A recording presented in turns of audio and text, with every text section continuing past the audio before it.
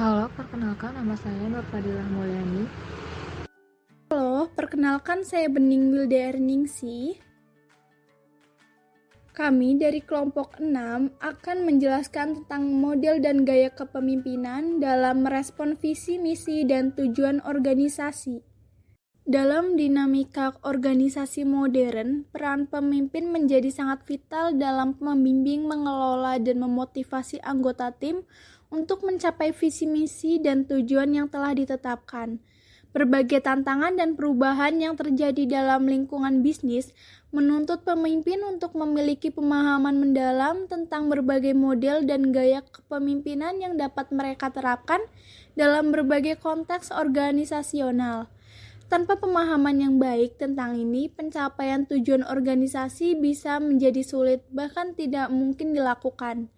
Dalam era globalisasi, perubahan teknologi, dan dinamika pasar yang cepat, pemimpin harus memiliki kemampuan untuk beradaptasi dan mengelola perubahan dengan bijaksana. Memahami berbagai model kepemimpinan memberikan pemimpin alat yang diperlukan untuk menyesuaikan pendekatan kepemimpinan yang mereka sesuai dengan kebutuhan organisasi dan lingkungan eksternal yang berubah. Model kepemimpinan. Yang pertama, model kepemimpinan kontinum atau otoratis demokratis. Model kepemimpinan kontinum menggambarkan dua gaya utama, otoriter dan demokratis. Gaya otoriter menempatkan otoritas penuh pada pemimpin, sementara gaya demokratis melibatkan partisipasi bawahan dalam pengambilan keputusan. Yang kedua, model kepemimpinan Ohio. Model kepemimpinan Ohio menekankan pentingnya keseimbangan antara struktur inisiasi yang kuat untuk mengatur tugas-tugas dengan baik dan konsiderasi terhadap kebutuhan dan perasaan anggota tim untuk memelihara hubungan yang positif. 3. Model kepemimpinan Likert atau Likert Management System.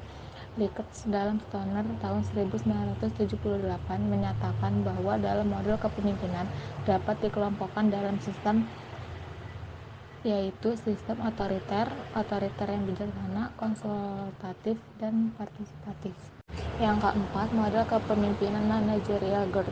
Model kepemimpinan manajerial GERD memperlihatkan 5 gaya kepemimpinan, dari rendahnya perhatian terhadap tugas dan hubungan hingga keseimbangan antara keduanya. Ini membantu pemimpin memahami gaya kepemimpinan mereka dan berinteraksi dengan anggota tim untuk mencapai tujuan organisasi secara efektif.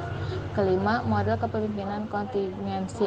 Fielder dan Gibson Inventive dan Donnelly tahun 1995 berpendapat bahwa gaya kepemimpinan yang paling sesuai bagi sebuah organisasi bergantung pada situasi di mana pemimpin bekerja. Yang terakhir, 6. Inti dari model ini terletak pada pemikiran bahwa kepemimpinan dengan kombinasi perilaku hubungan dan perilaku tugas dapat saja sama, namun hal tersebut tidak menjamin kepemilikan efektivitas yang sama pula. Gaya kepemimpinan. Gaya kepemimpinan dari seorang pemimpin pada dasarnya dapat diterangkan melalui 3 aliran teori, yaitu genetis, sosial, dan ekologis. Aliran genetis meyakini bahwa seseorang menjadi pemimpin karena bakat bawaan. Aliran sosial percaya bahwa siapapun dapat menjadi pemimpin dengan pendidikan dan pengalaman yang tepat. Sementara itu, aliran ekologis menggabungkan kedua konsep tersebut, mengatakan bahwa bakat kepemimpinan dikembangkan melalui pendidikan dan pengalaman yang memungkinkan. Siagan tahun 1964-27 membagi 5 gaya kepemimpinan yang secara luas dikenal dewasa ini, yaitu yang pertama tipe otokratik, yang kedua tipe paternalistik, yang ketiga tipe karismatik, yang keempat tipe laissez-faire, yang kelima tipe demokratik. Yang pertama, tipe otokratik, pemimpin mengambil keputusan secara tunggal dan memerintah tanpa banyak partisipasi dari bawahannya. Yang kedua, tipe paternalistik, pemimpin mempertimbangkan kebutuhan bawahannya dan memimpin dengan perhatian seperti figur ayah. Yang ketiga, tipe karismatik, pemimpin mempengaruhi dan memotivasi orang lain melalui kepribadian yang karismatik dan inspirasional. Yang keempat, laissez-faire, pemimpin memberikan kebebasan yang tinggi kepada bawahannya untuk mengambil keputusan dan bertindak. Yang terakhir, yang kelima, tipe demokratik, pemimpin melibatkan bawahannya dalam pengambilan keputusan dan memperhatikan pendapat mereka. Di sini ada 4 sistem. Yang pertama, sistem otoriter atau sangat autokratis. Dalam sistem ini, pemimpin mengambil semua keputusan tanpa melibatkan bawahan. Semua perintah diberikan dari atas ke bawah tanpa ada ruang untuk kontribusi atau masukan dari bawahan. Ini adalah pendekatan yang sangat otoriter di mana kekuasaan dan kontrol berpusat pada pemimpin. Yang kedua, ada sistem otoriter bijak atau autokratis paternalistik. Berbeda dengan sistem otoriter yang sangat otoriter, dalam sistem ini pemimpin masih mengambil keputusan utama, tetapi dia lebih fleksibel dalam menetapkan standar dan seringkali meminta masukan dari bawahannya. Pemimpin berperan sebagai figur paternalistik yang memperhatikan kebutuhan dan pendapat bawahannya, meskipun keputusan akhir tetap di tangan pemimpin.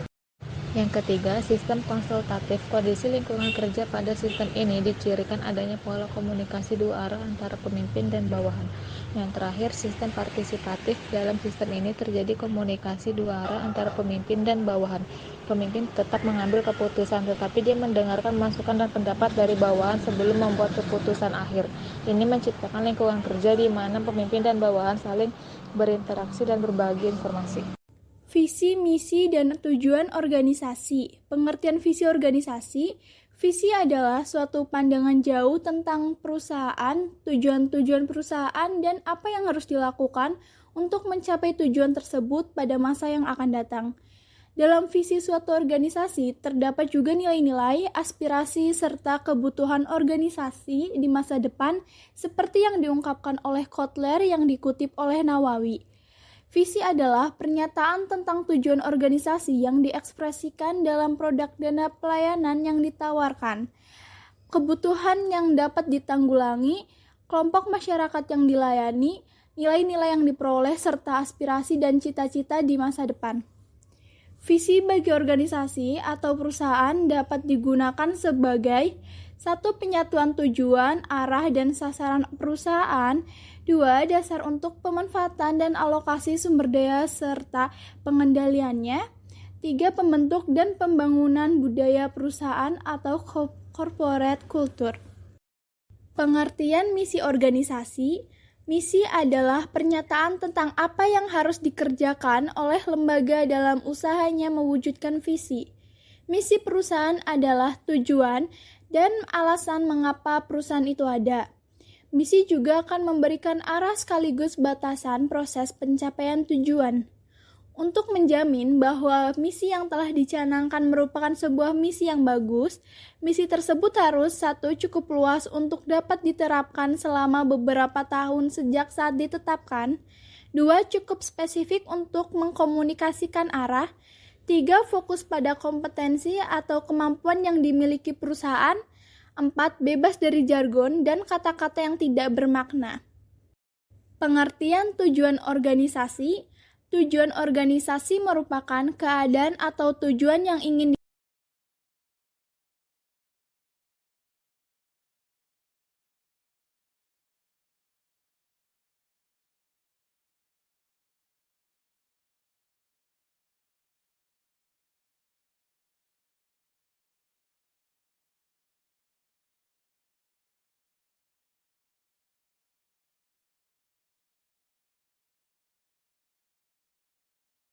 Setiap bentuk organisasi akan mempunyai unsur-unsur tertentu yang antara lain sebagai berikut.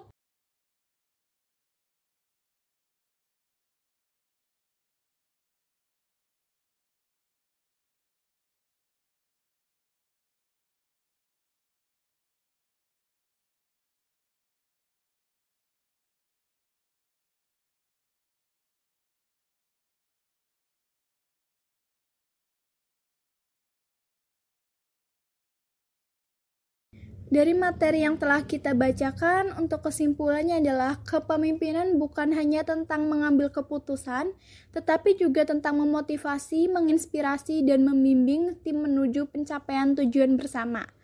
Dengan memahami berbagai model dan gaya kepemimpinan, pemimpin dapat mengembangkan pendekatan yang sesuai dengan kebutuhan dan karakteristik organisasi mereka. Dengan demikian, mereka dapat memimpin dengan lebih efektif dan membawa organisasi menuju kesuksesan jangka panjang. Dalam era yang terus berkembang dan berubah, kemampuan untuk menyesuaikan diri dan memimpin dengan visi yang jelas akan menjadi kunci untuk mencapai keunggulan kompetitif dan keberhasilan jangka panjang dalam dunia bisnis dan manajemen.